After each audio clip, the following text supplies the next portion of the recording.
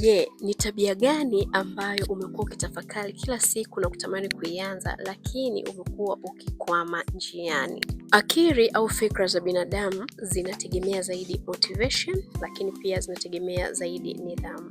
Motivation inaweza ikakufanya wewe uanze kuchukua hatua kwa kile unachotamani kukifanya, lakini nidhamu inaweza ikakufikisha mbali zaidi au mwisho wa yale malengo ambayo unatamani kuyafikia. Kuna mtu ambaye anapenda kufanya kazi kila siku. Kinachotofautisha waliofanikiwa na wasiofanikiwa ni kwamba wale waliofanikiwa walikuwa wanachukua hatua ya kufanya majukumu yao hata wakati ambao hawakuwa tayari kufanya au hawakuwa na mudi za kufanya. Hata hivyo, mafanikio sio matokeo ya juhudi za siku moja. Mafanikio ni matokeo ya juhudi ndogo ndogo zinazofanywa kila siku. Yaani juhudi ndogo ndogo ambazo umekuwa ukizirudia mara kwa mara. Kwa mfano, kusoma kitabu peji 2-3 kila siku, kuamka mapema na kufanya mazoezi kila siku, kutembea asubuhi na jioni, lakini pia hata kufanya biashara kwa namna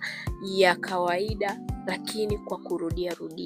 Hivyo basi zile tabia au ile hali ya kurudia vitu vidogo vidogo kila siku, yani kusoma vitabu, kufanya biashara ndogo ndogo, kujifunza vitu taratibu, ule mkusanyiko wa activities ndogo ndogo ndio huo unakuja kuleta mafanikio na kuja kutofautisha baina yako wewe pamoja na mtu ambaye hajafanikiwa.